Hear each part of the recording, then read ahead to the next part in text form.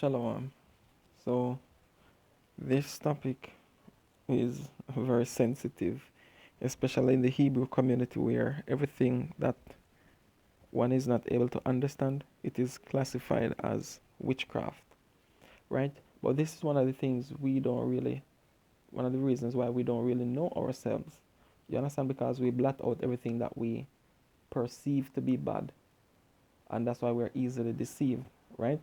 Now, the elements are very important because when you go to Genesis 1 and he says he created things from the waters, right? We never really question that. And one thing to question is when you read Genesis 1, verse 2, it says, "And the earth was without form and void, and darkness was upon the face of the deep, and the Spirit of God moved upon the face of the waters." We never really questioned it because, as you can see, he never started his creation physically at this point. So how would waters be here? Right? So when you get into waters, you get into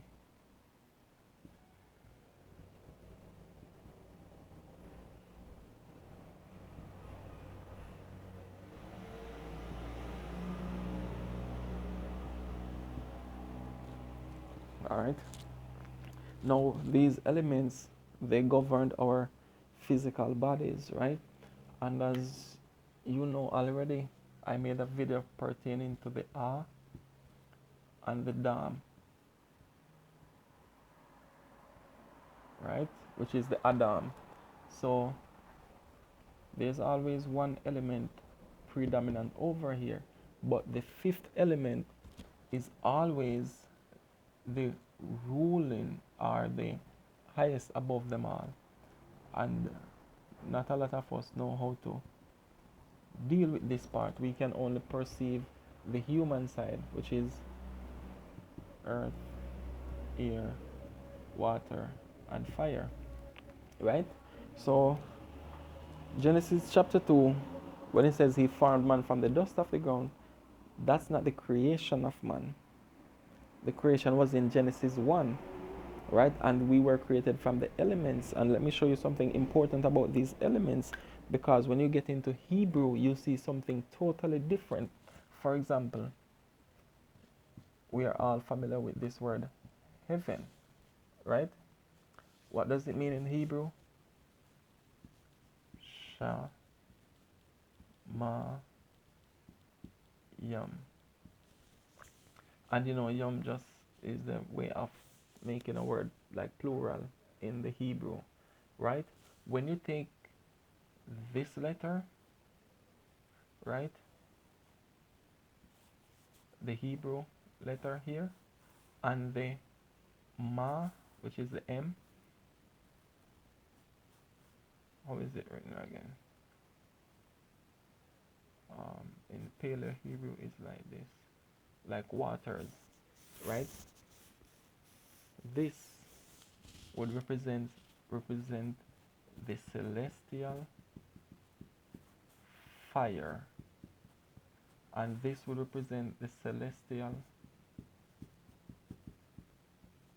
water, and together you get the Sha Ma Yam, which is heaven in English, right? So the elements are very important. It's just that from learning in this culture, everything is just witchcraft. That's what we were taught, right? No, let's get back to these things. All right. This is what we have problems understanding, because sometimes people get into zodiacs, horoscope, and so forth. But the thing is, if you have to go and read the horoscope or the zodiacs or whatever information about your month to see something about yourself, then there's a problem. You should look at your behavior and you can tell which element is predominant, because there are 4 different seasons in a year, right? So different things are changing. So say for example, even if you're born in a certain month and your sign, your astrological sign may be saying water, right? That's just an annual point in time. But this, it doesn't mean that water is always predominant, because this month it can be fire. You just can't get along with anybody. You're always arguing, or or probably you're just in this laughter moment. Just like in summertime, what happens to people? The fire is more predominant in the summertime, so everyone is having a good time, laughing, partying, drinking, this, right? But it's the same also when you get in an argument with a person, right? The fire element is predominant, and this is why we behave a certain way. Now, understand how this works, all right? So, what is counter to fire? That would be water, right? So, let's say you're an individual who, where the fire element is predominant in you, but water stops fire. So in the rainy season, or rainy time or stuff like that, you will find out that you feel your feelings in this time is very relaxed, because the water calms the fire, right? So the elements, they are not always the same, but they are working in us, right? They are working, they're operating in us, and we need the proper knowledge. Hold on. We need the proper knowledge so we can understand and combat this. And this is why we have the laws of the Bible to tell you how to live, the civil law and so forth, right? Now, let's say a person is, their element is water, right? Your element, hold on, this is giving me a little. Your element is water, right? Now, what happens in the rainy season? You won't really feel relaxed, but how will you feel? More like dull, because it's too much water, so that can tell you which element is predominant at the time, right? Now, all of these different states of changes, they happen where? In the mind, right? In the human mind. Now, to live above the different states of changes, you have to transcend from the dam to the R, which is in you. When you're here now, you can witness both states, different states of changes, and you're not moved, because the fifth element is always predominant above the others. This represents your lower nature, our bodies, and our minds. So this is why changes are always happening here at the physical and mental level, but at the spiritual, they can both coexist, right?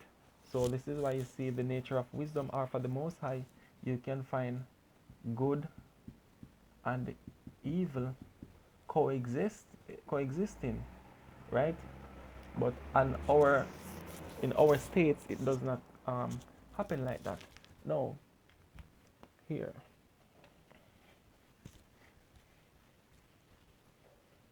Let's look at this. Think about a person. You go to the club, right? You meet a person, you drink, you have a good time, you meet a person, and boom, you guys talk, you decide to, have sex. What element is this? The fire, right? The fire. Fire is sparkling, right? Now, after you decide on that, the next thing you want to do is go somewhere to do it. So, the next thing you're gonna search is, okay, let's go to the bathroom. Let's go in the parking lot. Let's go to the car. What's happening here? Earth, right? Now, after all that has happened, guess what? You're starting to coming back. You start coming back to yourself. So guess what? Now you want to question things. What is this?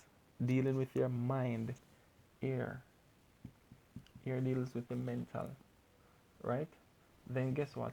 After you start talking to the person and get to understand a little bit about the person, you're like, what the hell did I do? So now what happens? Ah, feeling. What element is this? The water. So you see how it happens? First you start, the thoughts start popping up, and guess what? You start to feel bad about the decision because you started with the wrong element first. You understand? But think about it. Think about it this way. What if you see this person, you've been observing the person for a period of time, and stuff like that, and you saw what he or she is into, and you say, oh, we share common interest. And you say, okay, you still start considering this, right? You say, okay, maybe there might be something there. So this is the first one start popping up, the water element, because you're going by what that connection, a sense of connection, right?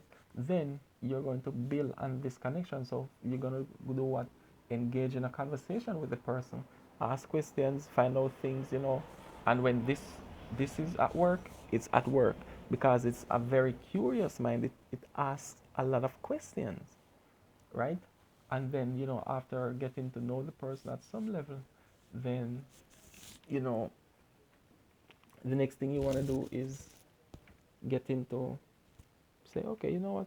Okay, we can do this. So Earth starts coming in, and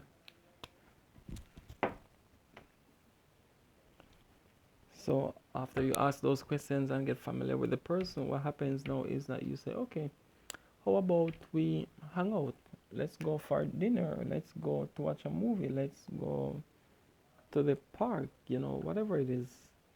So that's it. And then you say, okay, after all these stages, you can say, okay, we can get into something. Then this would be the last element coming to work at this stage. So you see, this governs our human side of us. So it's very important for us to study the knowledge of the law because it goes against how these elements work in our system at the human level through mind and body, right? It's very important when you can transcend from this to this, and that's when you cross over, and that is what it means to be an Hebrew.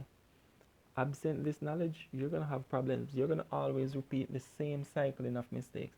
And probably the first example I gave about how we're starting from the fire to, you know, the water, a lot of us probably experience that more than once, more than twice, but we never really paid attention to say, why am I making this mistake? I did it last time and I'm still doing it again. And we never really understand it because what? We were taught all this thing is witchcraft, right? It's very important for us to know so we can make better decisions. Shalom.